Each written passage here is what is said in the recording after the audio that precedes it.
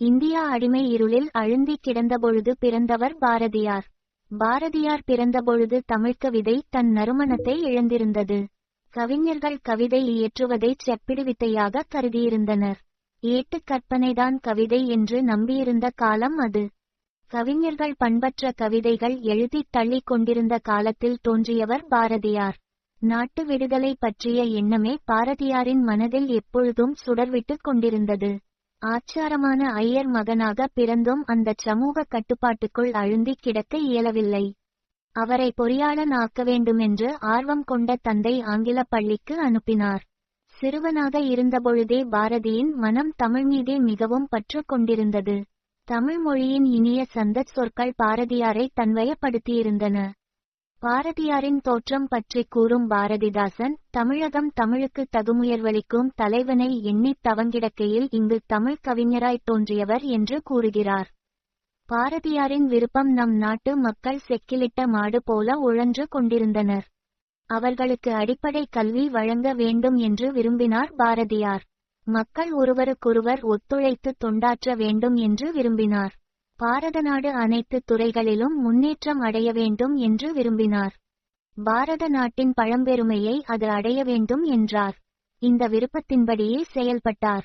நமக்கு தொழல் கவிதை நாட்டிற்குழைத்தல் இமைப்பொழுதும் சோரா திருத்தல் என்பதை தமது இலட்சியமாகக் கொண்ட பாரதியார் தனி கவிதைகள், குறுங்காவியம், கவிதை நாடகம், சிறுகதைகள், புதினம், கட்டுரைகள், குழந்தை இலக்கியம், பயண நூல் வரலாறு, வசன கவிதை, மொழிபெயர்ப்புகள் முதலிய மாறுபட்ட துறைகளிலும் தமது திறமையை வெளிக்காட்டியிருக்கிறார். இந்த நூற்றாண்டில் தமிழ்மொழி ஓரளவு வளர்ச்சியடைந்துள்ளது.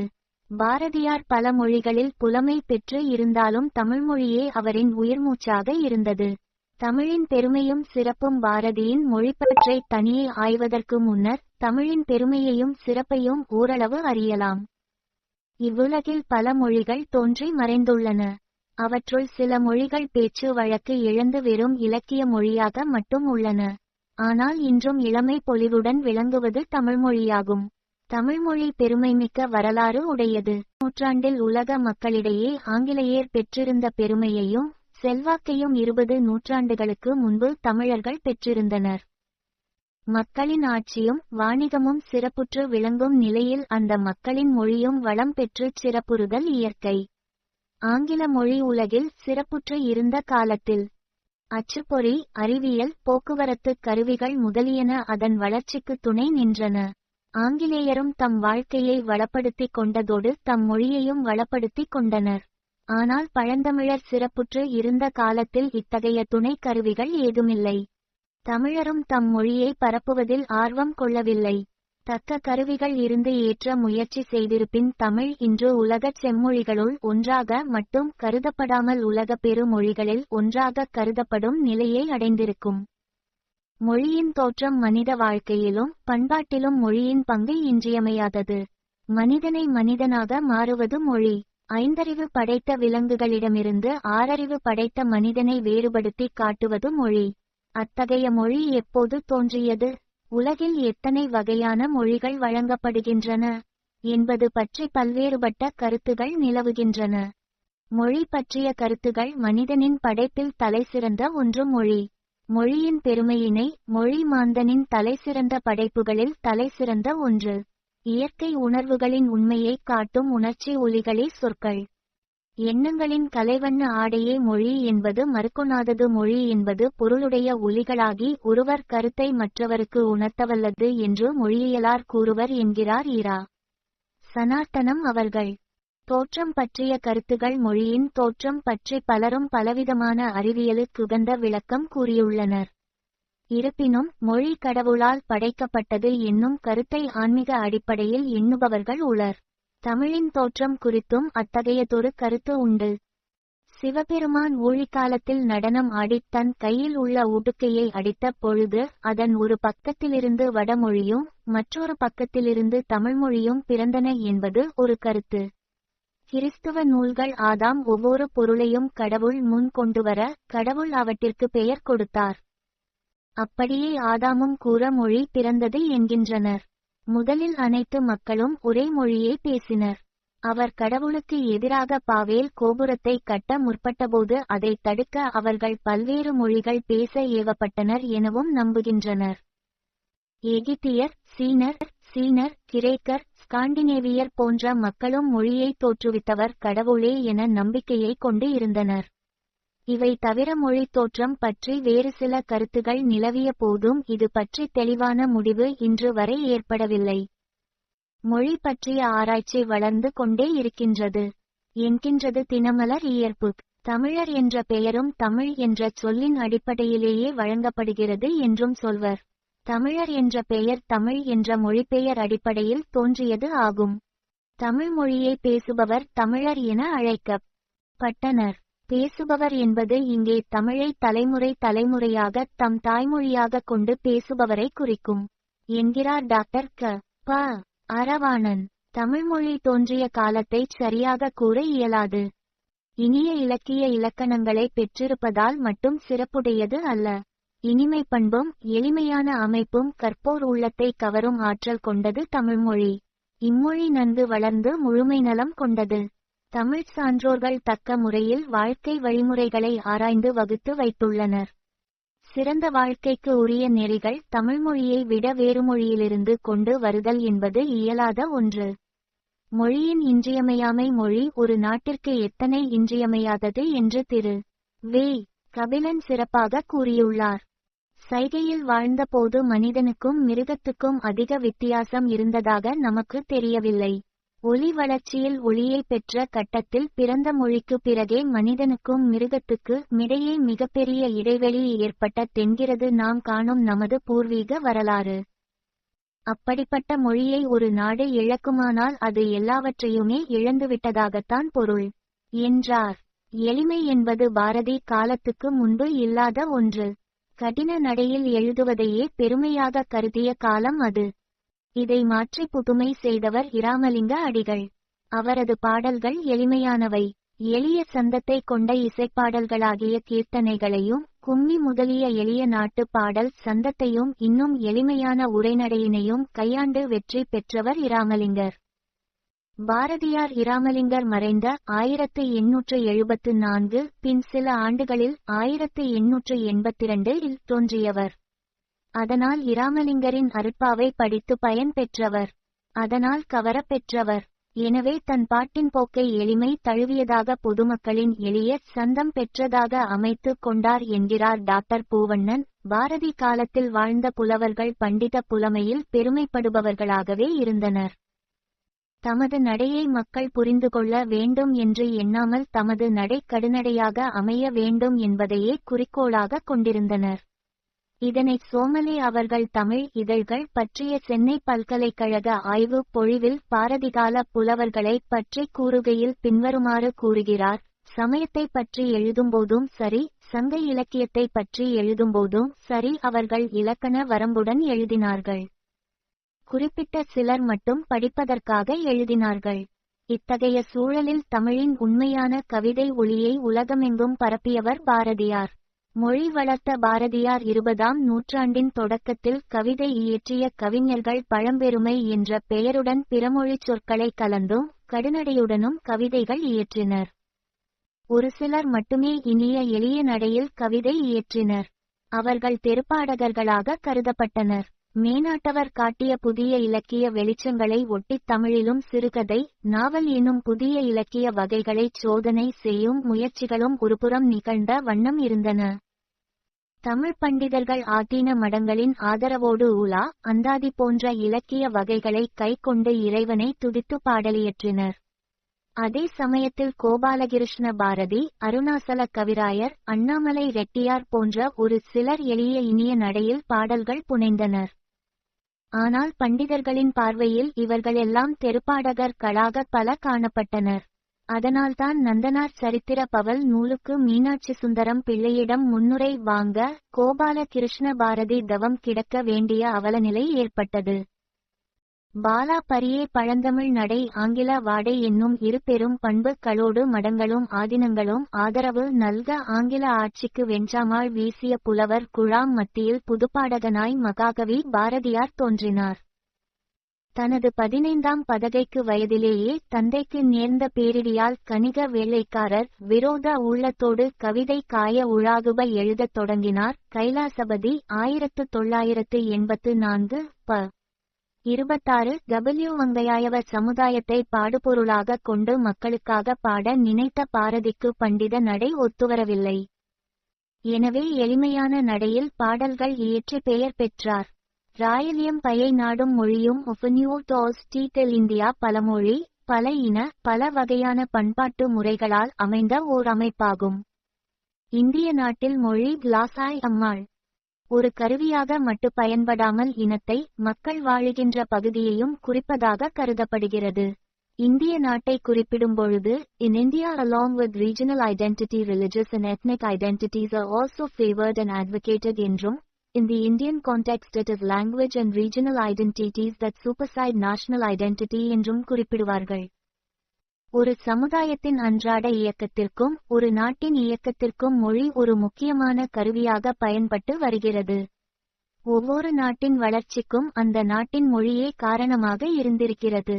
மொழியின் வரலாறு கீழ்த்திசை நாடுகளில் தமிழ் பண்பாடு பழங்காலத்திலேயே பரவியது. வரலாற்று பேராசிரியர்கள் திராவிடர்கள் இந்நாட்டின் பழங்குடியினர் என தெளிவுபடுத்துகின்றனர். இத்தகைய பழங்குடியினர் பேசிய மொழியும் வெகு பழமையான தாகவே திகழ்ந்தது. எந்தவொரு மொழியின் வரலாற்றை எடுத்து பார்த்தாலும் ஒவ்வொரு காலகட்டத்திலும் சமுதாயத்தில் அவ்வப்போது ஏற்பட்டு வரும் மாற்றங்களின் அடிப்படையில் அதைச் சார்ந்த மொழிகளிலும் குறிப்பிடத்தக்க மாற்றங்கள் நிகழ்ந்திருக்கின்றன. அன்றைய தமிழ் கரடுமுரடான பல பாதைகளை கடந்து வந்து சரித்திரம் படைத்த தமிழ்மொழி மிகவும் தொன்மையான மொழி. பாரதியின் மொழிப்பற்று அதிகாலை 3:10 TORCU கவாசிப்பதற்கு காற்று எந்த அளவிற்கு அவசியமோ அந்த அளவிற்கு மனிதனுக்கு வாழ்வதற்கு மொழி அவசியம். பாரதியார் LUTUOTE தமது சிறுவயது முதல் தம்முடைய தாய்வழி பாட்டனாரிடம் தமிழ்ச் செய்யுள் கற்பதில் பொழுதுபோக்கினார். 7 வயது முதல் கவி பாடும் வல்லமை பெற்றார். 10 வயது நிரம்புவதற்குள் தமிழ்ச் செய்யுள் இயற்றும் திறமை பெற்றவராக திகழ்ந்தார். தமது நண்பர்களுடன் சேர்ந்து தாம் தமிழ் படிப்பது தந்தைக்கு தெரிந்தால் தடை ஏற்படக்கூடும் என பாரதியார் அஞ்சியதால் தமது தந்தைக்கு தெரியாமலேயே தாய்மொழி படிப்பை தொடர்ந்து வந்தார். தாய்மொழி படிக்க தடை விதிக்கும் நிலை தமிழ்நாட்டில். தமிழ்மொழி மீது அளவில்லாத பற்று கொண்டிருந்த பாரதியார் தமிழை வாழ்க என்று வாழ்த்துகிறார். வாழ்க நிரந்தரம் வாழ்க தமிழ்மொழி வாழிய வாழியவே எங்கள் தமிழ்மொழி எங்கள் தமிழ்மொழி என்றென்றும் வாழியவே. பாரதிதாசன் பாரதியாரை பற்றி கூறுகையில் தமிழ்மொழியில் ஒரு பெரிய மாற்றத்தை மறுமலர்ச்சியை ஏற்படுத்தியவர் பாரதியார் என்கிறார். மேலும் தமிழருக்கு ஒரு புதிய விழிப்புணர்வை உண்டாக்கியவர் என்றும் புகழ்கிறார். பாரதியாரின் பாடுபொருள் கற்றவர்களையும் கல்லாதவர்களையும் மகிழ்விக்கக்கூடியது. அவரின் சிந்தனையில் தாய்மையின் பெருமையும் பேராற்றலும் தாய்நாட்டியர்வும் தண்டமிழின் தனிச்சிறப்பும் சுரந்தோடும். நாட்டுப்பற்றோடு கூடிய மொழிப்பற்று தாய்மொழி பற்றோடு நாட்டிற்கு தொண்டு புரியும் வகையினை வகுத்து தமது அறிவினாலும் அயராத அன்பினாலும் தமிழ்மொழிக்கும் தமிழ்நாட்டிற்கும் சிறந்த இலக்கிய பணி புரிந்தவர் பாரதியார். தமிழ்மொழியை அமிழ்தம் என்று புகழ்கிறார். அமிழ்தம் அமிழ்தம் என்று கூவுவோம் நித்தம் அனலை பணிந்து மலர் தூவுவோம் தமிழிற் பழமறையை பாடுவோம் என்றும் தலைமை பெருமை புகழ் கூடுவோம். கவிஞர் கண்ணதாசன் பாரதியாரை பற்றி குறிப்பிடுகையில் தமிழுக்கு மரியாதை இல்லாதபோது தமிழின் உயர்வை வியந்து பாடினான் என்று கூறுகிறார். பாரதியார் ஒரு தேசியவாதி. ஒரு சமுதாயத்தின் வளர்ச்சிக்கு மொழி பல்வேறு வகைகளில் உதவி வருகின்றது. தேசியம் என்ற கோட்பாட்டை தெளிவாக உணர்ந்து அதற்கேற்ப மொழி பயன்பாடு பற்றிய தம் கருத்துக்களை தெளிவாக கூறியுள்ளார். தமிழ்நாட்டை செந்தமிழ் நாடு என்று பாரதியார் கூறுவதன் மூலம் அவர் தமிழ் மீது கொண்டுள்ள பற்று புலனாகிறது. தமிழ் உயர வேண்டும், தமிழ் மக்கள் அனைத்து செல்வங்களையும் பெற வேண்டும் என்று விரும்பினார். பாரதியார் பாரத நாட்டை பற்றியும் இந்தியா பற்றியும் கூறியுள்ள கருத்துக்களை பார்க்கும்பொழுது பாரதியாரின் தேசியம் நாடு என்ற பரந்த எண்ணம் நமக்கு புலனாகின்றது. பாரதியாரின் கவிதை அச்சாகி அவரை கவிஞனாக உலகுக்கு அறிமுகப்படுத்திய இடம் மதுரை. 1904 ஜூலை மாதம் விவேகபானு என்ற மாத இதழில் அவரது கவிதை வெளியானது. அக்கவிதை பிரிவுத்துயரை எடுத்து விளக்கும் ஒரு காதல் கவிதை. பாடம் தலைப்பு தனிமை இரக்கம் என்பது. நேரிசையாசிரியப்பாவால் அமைந்தது. அப்பாடல் குயிலனாய் நின்னொடு கல்வியின் குலவி பயில்வதிற் கழித்த பன்னாள் நினைந்துபின் இன்றெனக்கிடையே எண்ணில் யோசனைப்படும் குன்றமும் வனமும் கொழிதிரை புனலும் மேவிட புரிந்த விதியையும் நினைத்தால் பாவியேன் நெஞ்சம் பகீரெனல் அரிதோ கலங்கரை விளக்குறு காவதம் கோடியே மலங்குமோர் சிறிய மரக்கலம் போன்றேன் முடம்படு தினுங்காள் முன்னர் யான் அவளுடன் உடம்பொடும் உயிரென உற்றுவாழ் நாட்களில் வழியென பரந்தநீர் மற்றியான் எனாது கிளிவினை பிரிந்துழி கிரியெனக் கிடக்கும் செயலையேன் இயம்புவல் சிவனே மயிலையிற் சென்றவர் வகுப்பரங் கவர்க்கே தமிழ்மொழியைச் சூழ்ந்துள்ள துன்பம் யாவும் விலக வேண்டும் தொல்லையில்லாமல் தமிழ்மொழி சுடர்விட வேண்டும் என்று விரும்பினார் பாரதியார். தமிழகம் ஆன்றோர்களின் தேசம், இதை மதித்து வணங்கி வழிபட வேண்டும் என்று குழந்தைகளுக்கு அறிவுறுத்துகிறார். தமிழ்த்திரு நாடுதன்னை பெற்ற எங்கள் தாயென்று கும்பிட்டி பாப்பா அமிழ்த்தில் இனியதடி பாப்பா நம் ஆன்றோர்கள் தேசமடி பாப்பா என்று கூறுகிறார். தமிழ்மொழிக்கு புதிய உயிரும் உணர்வும் ஊட்டியவர். பல்வேறு துறைகளிலும் இலக்கிய பணி ஆற்றியவர். அறிவிலே தெளிவும் நெஞ்சிலே உறுதியும் வேண்டுமென்கிறார். தமிழை உயர்த்தும் கவிஞர் தமிழ்நாட்டில் இல்லை என்ற வசைமொழி இனி தமிழகத்தில் இல்லை. அது என்னால் அழிந்தது என்று கூறி பெருமைப்படுகிறார். புவியனைத்தும் போற்றிட வான்புகள் படைத்து தமிழ்மொழியை புகழிலேற்றும் கவியரசர் தமிழ்நாட்டுக்கில்லை எனும் வகை என்னால் கழிந்த தன்றே என்பது அவரது பாடல். பாரதியின் தமிழ்ச் சிந்தனைகள் இயன்றவரை தமிழே பேசுவேன், தமிழே எழுதுவேன், சிந்தனை செய்வது தமிழிலே செய்வேன் என்று தமது மூச்சு, பேச்சு, செயல் அனைத்திலும் தமிழின் பெருமை பேசியுள்ளார். தாம் மட்டும் தமிழை எப்போதும் சிந்திப்பது மட்டுமல்லாமல் உலக மக்களையும் எப்போதும் தமிழை பற்றியே பேசுங்கள், சிந்தியுங்கள். மூண்டது. பாரதியார் புதுவையில் வசித்து வந்தபோது அவருடைய சகோதரர் திரு. விசுவநாதன் ஆங்கிலத்தில் எழுதிய கடிதத்திற்கு பாரதியார் பதில் எழுதுகையில், எனக்கு இனிமேல் இங்கிலீஷில் காகிதம் எழுதாதே. நீ எழுதும் தமிழ் எத்தனை கொச்சையாக இருந்த போதிலும் அதை படிக்க நான் ஆவலுறுவேன் என்று எழுதியுள்ளார். தன்னை நினைத்து கொண்டிருப்பதை விட தமிழை நினைப்பதே தனக்கு மகிழ்ச்சி தரும் என்று தன் மனைவிக்கு எழுதிய கடிதத்தில் பாரதி கூறியுள்ளார். தமது தந்தை காலமான பின் பாரதி காசி மாநகரம் சென்றார் அல்லவா? காசிவாசம் பாரதிக்கு அரசியல் உத்வேகத்தையும் உணர்ச்சிகளையும் ஊட்டியது. தேச சேவைக்கனல் அவர் உள்ளத்தில் தேசிய சிந்தனையே அவர் சிந்தனையாயிற்று என்று சீனி. விசுவநாதன் கூறுகிறார். தமிழ் வளர்ந்தால் தர்மம் உயரும் என்பதில் பாரதியார் உறுதியாக இருந்தார். தமிழ் வளர்ப்பில் முன்னணியில் இருந்த பாரதியார் பிறருக்கு வழிகாட்டியாகவும் இருந்தார். தமிழ் மொழிக்காக உயிர்த்தந்த அறிஞர் பெருமக்களுள் பாரதியாருக்கு சிறப்பான இடம் உண்டு. தமிழ்மொழியை உலகம் முழுவதிலும் பரப்புவதிலும் பாரதியார் பேரார்வம் கொண்டிருந்தார். எல்லோரும் தமிழுக்கு ஒருமுகமாக பாடுபட்டால் உலகம் புகழும்படி தமிழ் பரவாதா? யாரோ அத்வானம் என்று சொன்னார்கள் என்று வருந்துவதை விட நாமும் நம் கையாலான உதவி செய்யலாம் என்று ரோஷத்தோடும் உற்சாகத்தோடும் செய்தால் எவ்வளவு நன்றாயிருக்கும். இங்கிலீஷ் படித்து அதிகாரம் செய்வதை விட தமிழை போற்றி அதிகப்படுத்துவது நல்லது. புதிய புதிய வான நடைகளில் தொடருள்ள காவியங்களை விவரிப்பது, கோவையான பாசுரங்களை பதம் பிரித்து அச்சிடுவது, பெயர் போன பாஷைகளிலிருந்து நல்ல நல்ல கவிதைகளை பிரசுரிப்பது, இயற்கை சாஸ்திரம், செயற்கை சாஸ்திரம், சாஸ்திரம், வனப்பொருள் சாஸ்திரம் இவைகளை மொழிபெயர்ப்பது, இதனால் நன்மையுண்டாகும் என்று கூறி தமிழ் வளர்க்க பாடுபட்டவர் பாரதியார். பாரதியாரின் இதயம் தமிழ் இதயமாகும். தம்முடைய சிந்தனைகளையும் தமிழிலேயே செய்தார். தமிழ்மொழி தழைத்தோங்கவும் தமிழர்களின் வாழ்வு சிறக்கவும் அல்லும்பகலும் பாடுபட்டவர். தமிழர்கள் உலகத்தையே தலைமையேற்று தாங்க கூடியவர்கள் என்று கருதியவர் பாரதியார். தமிழ் மீது பாரதியார் கொண்டிருந்த பற்றை பரலி சு. நெல்லையப்பருக்கு அவர் எழுதிய கடிதம் மூலம் அறியலாம். பாரதியார் கடிதம் எழுதியது பின்வருமாறு: புதுச்சேரி, ஜூலை 19, 1915. தம்பி, தமிழ்நாடு வாழ்க என்றெழுது. தமிழ்நாட்டில் நோய்கள் தீர்க என்றெழுது. தமிழ்நாட்டில் வீதிதோறும் தமிழ் பள்ளிக்கூடங்கள் மலிக என்றெழுது. அந்த தமிழ் பள்ளிக்கூடங்களிலே நவீன கலைகளெல்லாம் பயிற்சி பெற்று வாழ்க என்றெழுது. தமிழ்நாட்டில் ஒரே ஜாதி தான் உண்டு. அதன் பெயர் தமிழ் ஜாதி. அது ஆரிய ஜாதி என்ற குடும்பத்திலே தலை குழந்தை என்றெழுது. ஆணும் பெண்ணும் உயிரின் 2 தலைகள் என்றெழுது. அவை ஒன்றிலொன்று தாழ்வில்லை என்றெழுது.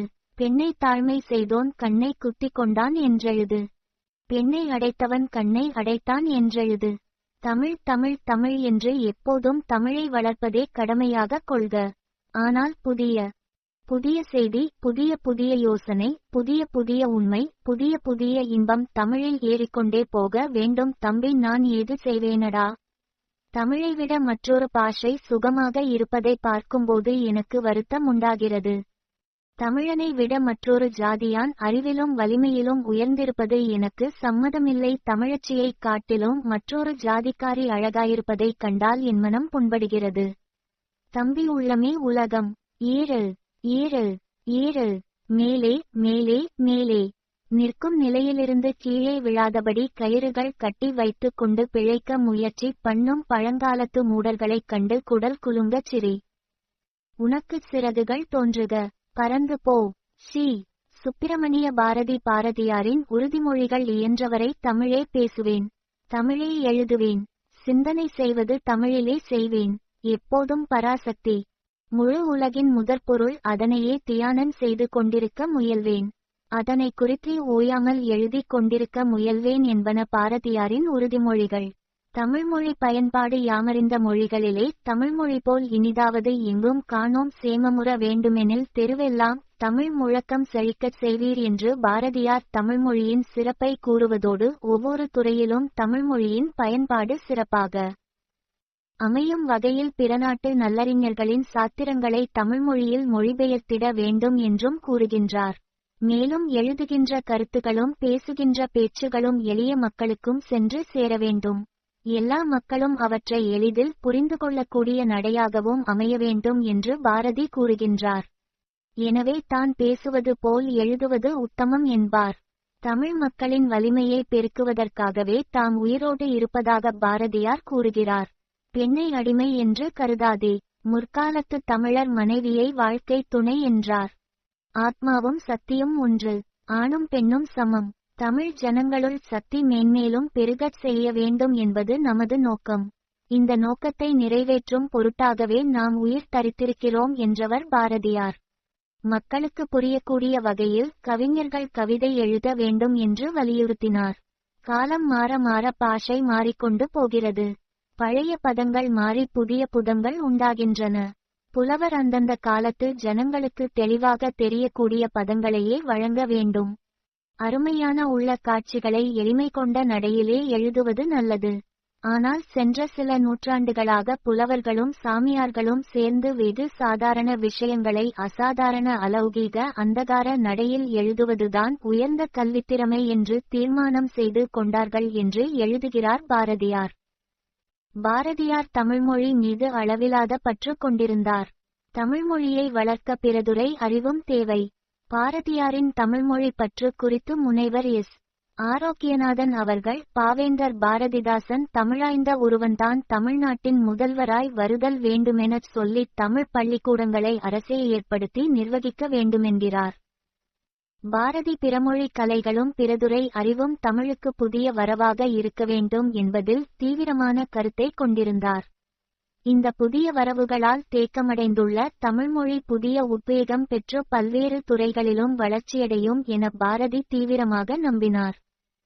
பாரதியின் தமிழ்மொழி பற்றினை குறித்து மதிப்பிட முடியாது. ஆயினும் அவரது தேசிய நோக்கத்திற்கு தமிழ் பற்று ஒரு இயைபாக அல்லது இணைப்பாக அமைகின்றது என்றே கருத வேண்டும் என்கிறார். தமிழ் உயர பாரதி காட்டிய வழி. தமிழ்மொழி மீது பற்றுக்கொண்ட பாரதியார் தமிழ்மொழி உயர உலகமெங்கும் தமிழ் பரவ பல வழிகளை கூறியுள்ளார். தமிழா பயப்படாதே, ஊர்தோறும் தமிழ் பள்ளி கூடங்கள் போட்டு ஐரோப்பிய சாஸ்திரங்களை எல்லாம் தமிழில் கற்றுக் கொடுக்க ஏற்பாடு செய் என்று பிறநாட்டு சாத்திரங்களையும் தமிழர்கள் தமிழ்மொழியில் கற்க வேண்டும் என்ற விருப்பத்தையும் கூறுகிறார். தமிழ் வளர்க்க பாரதி கூறும் யோசனைகள். இங்கிலீஷ் படித்த வக்கீல்களும் இங்கிலீஷ் பள்ளிக்கூட வாத்தியார்களும் தனது நீதி ஸ்தலங்களையும் பள்ளிக்கூடங்களையும் விட்டு வெளியேறியவுடனே இங்கிலீஷ் பேச்சை விட்டு தாம் தமிழர் என்பதை அறிந்து நடக்க வேண்டும். எங்கும் எப்போதும் இந்த பண்டிதர்கள் இங்கிலீஷ் பேசும் வழக்கத்தை நிறுத்தினால் உடனே தேசம் மாறுதலடையக் கூடியவரை இவர்கள் தமிழில் எழுத கற்றுக்கொள்ள வேண்டும். படித்த மக்கள் தாய்மொழியான தமிழை அலட்சியம் செய்தல் கூடாது என்பதையும் அவர்கள் தமிழிலே பேசவும் எழுதவுமான பயிற்சியை மேற்கொள்ள வேண்டும் என்பதையும் பாரதி பெரிதும் விரும்பினார்.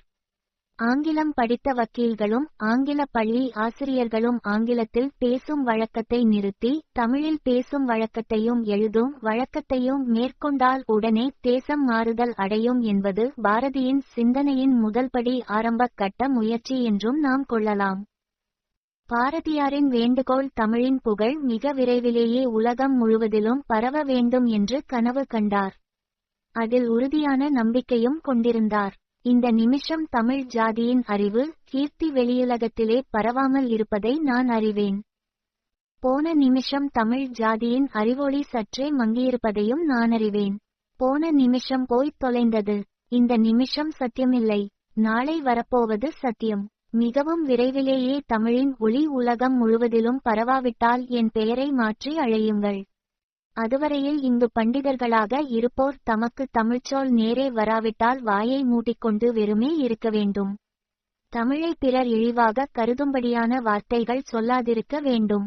இவ்வளவு தான் என்னுடைய வேண்டுகோள் என்று பாரதி தமிழ் என்ற தலைப்பில் ஏப்ரல் 3, 1916 இல் சுதேசமித்திரனில் எழுதிய எழுத்துகள் பாரதியின் உள்ளார்ந்த தமிழ் உணர்வை புலப்படுத்துகின்றன அன்றோ.